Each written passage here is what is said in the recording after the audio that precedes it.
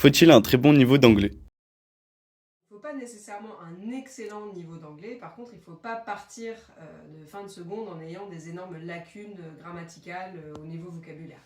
On peut arriver en ayant un niveau d'anglais moyen mais correct, mais le plus important c'est qu'il faut aimer l'anglais et puis avoir envie de progresser, de lire, d'écrire, de communiquer en anglais.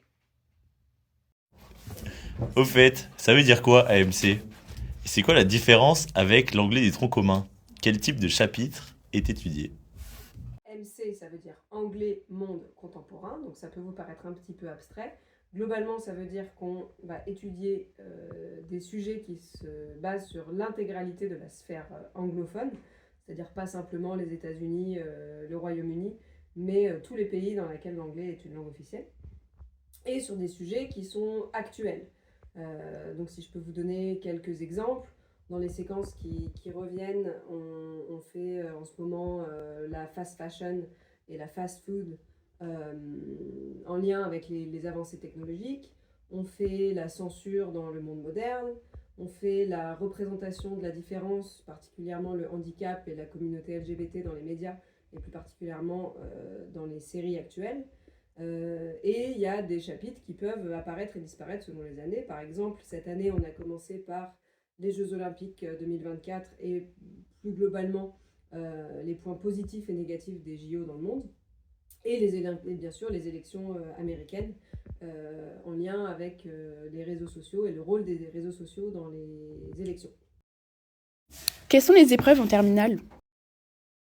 Il y a deux épreuves pour le bac en fin de terminale, pour l'AMC, une épreuve écrite et une épreuve orale. L'épreuve écrite dure 3h30, c'est une épreuve de synthèse, donc pour laquelle vous avez 3 documents sur un thème actuel, avec en général au moins 2 textes et un document iconographique que vous avez à synthétiser en plus ou moins 500 mots. Tout ça c'est sur 16 points et il y a 4 points de l'épreuve écrite qui sont sur une petite épreuve de traduction sur un petit paragraphe de l'un des documents de la synthèse.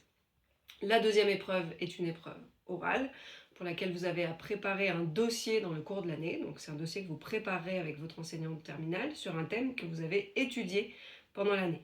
C'est une épreuve de 20 minutes avec 10 minutes en prise de parole en continu pendant laquelle vous présentez votre dossier et 10 minutes d'interaction avec le jury. Je fais anglais euro en seconde et j'aimerais savoir si en première je peux faire AMC et est-ce que je peux les combiner et quelle est la différence entre l'AMC et l'anglais euro. Oui, bien sûr, aucun problème, les deux sont cumulables et même complémentaires.